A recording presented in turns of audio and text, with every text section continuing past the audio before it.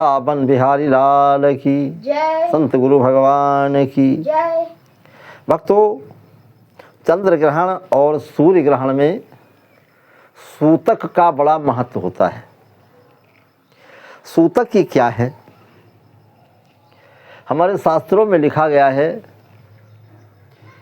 कि सूर्य ग्रहण का सूतक ग्रहण लगने के समय से 12 घंटे पहले से ही शुरुआत हो जाता है। इसे अशुद्धिकरण कहते हैं। और इस समय के सूर्य और चंद्रमा की किरणों का प्रभाव 12 राशियों पर पड़ता है। मेष राशि, वृष राशि, मिथुन राशि, कर्क राशि, सिंह, कन्या, तुला, वृश्चिक, धनु, मकर, कुंभ, मीन सभी राशियों पर पड़ता है। किस पर ये अनुकूल पड़ता है, कहाँ ये प्रतिकूल पड़ता है, कहाँ ज़्यादा होता है, कहाँ कम होता है, इसलिए इससे बचना चाहिए जहाँ तक हो सके। और जब चंद्र ग्रहण होता है तो चंद्र ग्रहण का सूतक ग्रहण लगने से 9 घंटा पहले, ऐसा शास्त्रों में, पुराणों में बताया गया है, होता है।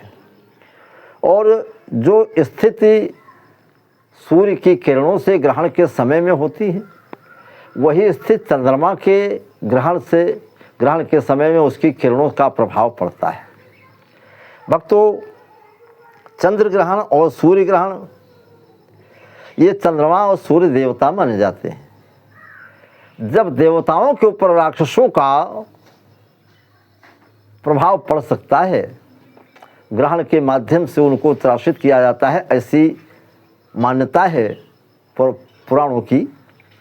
ये वही सूर्य और चंद्रमा है। तो सूर्य चंद्रमा को कभी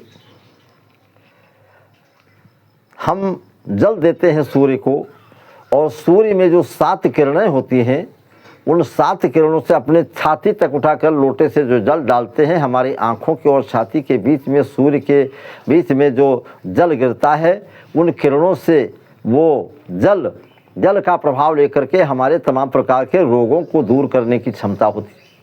ठीक उसी प्रकार से उनकी विषैली किरणों से तमाम प्रकार के रोग और दुखों को जन्म देने का भी काम करते हैं। इसलिए हम ये चाहते हैं कि हमारे भाई लोग, जो देखो वैज्ञानिक तत्व कुछ अलग प्रकार से बताए जाते हैं, भौगोलिक खगोलिक जो है कुछ और बताए जाते हैं, वो भी अपनी जगह पर ठीक हैं जहाँ तक मेरा विचार है। भक्तों, इसलिए हमको, आपको, अपने छोटे मोटे बच्चों को, अपनी माताओं को, बहनों को, और अपने जहाँ तक हो सके तो शुद्धता का परिचय देना चाहिए। और शुद्ध होकर के, स्वच्छ साफ सुथरा होकर कपड़े पहन करके हमें इनका सम्मान करना चाहिए। और भोजन इत्यादि खाना पीना मना है, और भोजन बनाना भी मना है। और इतना ही नहीं, दिन में जो है ग्रहण के समय सोना मना है। और सूतक का समय इसी होते, सूतक को अशुद्धिकरण कहा जाता है, इससे बचना चाहिए। इससे तमाम प्रकार की व्याधियां भी पैदा हो सकती हैं, इसलिए बचने का काम करें। तो कहने का मतलब ये है कि दिन में चाहे रात में सोना मना है, भोजन बनाना मना है, भोजन करना मना है, और मैथुन मना है। ये तमाम चीज़ें ऐसी हैं जो मना है, और इसको हमको, तो आपको मानना भी चाहिए। हम अपने बच्चों को, छोटों को, बड़ों को अपने बीच में बिठा करके उनको बताएं, सिखाएं, दिखाएं कि क्या कैसे होता है। ये इस बार जो ग्रहण जो 3 मार्च को पड़ रहा है, ये रक्त वर्ण का ग्रहण है चंद्रमा का, जो इसका प्रभाव बहुत लोगों पर पड़ता है। और ग्रहण के समाप्ति के समय अगर देखा जाएगा, वैसे चंद्रमा का तो पीला और सफ़ेद स्वरूप दिखाई देता है, लेकिन इस समाप्ति के समय जो ग्रहण आपको दिखाई देगा कहीं कहीं पर, वो एकदम रक्त वर्ण का होगा। यही चंद्र जो है प्रमाण है। और दिन में चंद्रमा दिखाई नहीं देता है, क्योंकि सूर्य के प्रकाश के माध्यम से उसे दिखाई देना संभव नहीं है, ज़्यादा शाम को दिखाई देगा। तो सूतक की मान्यताएं जो हैं, उन मान्यताओं को हमको, आपको मानना चाहिए। और मान करके हम चलेंगे तो हमारा, आपका, सबका कल्याण होगा। ये शास्त्र को, वेद को, पुराण को अगर हम नहीं मानेंगे तो हमारे यहाँ का, हमारा देश, भारत देश, ये ऋषियों, मुनियों, महात्माओं का देश है। हमारे ऋषि मुनि महात्माओं ने बड़े बड़े ग्रंथों को लिखा है और लिख करके कंप्लीट किया है। तो उसे हम लोग देखते हैं, सुनते हैं, जानते हैं, और फिर भी नहीं मानते हैं तो दुख होता है। इसलिए इससे हमें मानना चाहिए, तभी कल्याण होने वाला है। सूर्य चंद्रमा देवता हैं, इन्हें कष्ट हो सकता है तो हमको आपको क्यों नहीं हो सकता है। इसलिए हम लोगों को मानना चाहिए, जानबूझ करके गलती न करें। तमाम लोग उद्दंड प्रकृति के होते हैं, वो ये कह देते हैं कि ऐसा कुछ नहीं है, ऐसा कुछ नहीं, लेकिन ऐसा नहीं है। विचार करो, तुम्हारे विद्वानों की बात है तो क्यों नहीं मानेंगे। और विद्वानों में इतनी बड़ी विद्वता है, विचार करो कि सूर्य भगवान के पास हनुमान जी के अलावा कोई पहुंचा नहीं है।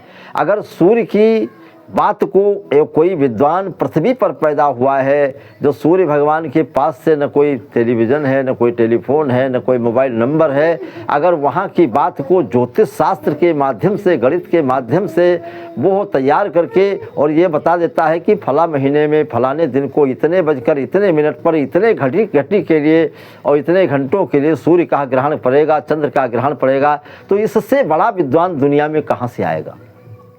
इसलिए हमको अपने ऋषि मुनियों को और विद्वानों की बात का सम्मान करना चाहिए, मानना चाहिए, तभी हमारा कल्याण होगा।